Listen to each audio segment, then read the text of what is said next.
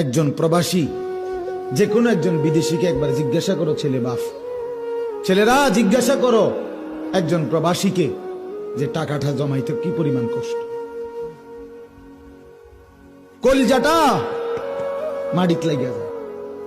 আমি নিজে দেখছি তো অসংখ্যবার, হজ উমরার মধ্যে কত মানুষ দেখলাম কি কষ্টে টাকা রোজগার করে, 12 ঘন্টা ডিউটি করে, 12 ঘন্টা টানা, ওইখানে কোনো ফাঁকিবাজি নেই।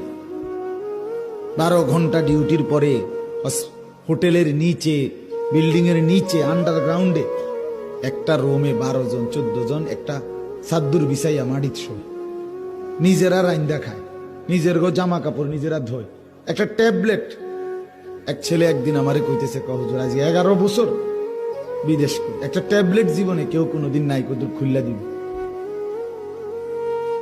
সব নিজেরটা নিজে করতে হয় হুজুর। কত সময় জ্বরে মাথা ব্যথা, এই পাশ ওপাশ কাতরাই সারা রাত, বিবি নাই, সন্তান নাই, বাবা নাই, মা নাই, কেউ যে একটু আদর করে হাত বুলায় দিব, এই মানুষটাও নাই। কই পাই বসে বলে না ভাই। এরপরে এক ছেলে আমার একদিন কইতেছে, হুজুর আমি কোনোদিন যদি কেউ একটা মুরগি এমনি দেয়, কেউ যদি একটা বার্গার দেয়, কিছু একটা দিলে খাইয়া রাত্রের আর রান্দি না, এই পানি কদ্দুর খাইয়া শুইয়া লাই, যে কি শরীরের ক্লান্তি, এই কষ্ট করে বাপ এই জমানো টাকাগুলো দেশে পাঠায়, সেই টাকা তুমি 2 আঙ্গুল দিয়া মোবাইল টিপা শেষ করে লেলে। হ্যাঁ, এটার কি কোনো শেষ নাই বাবা?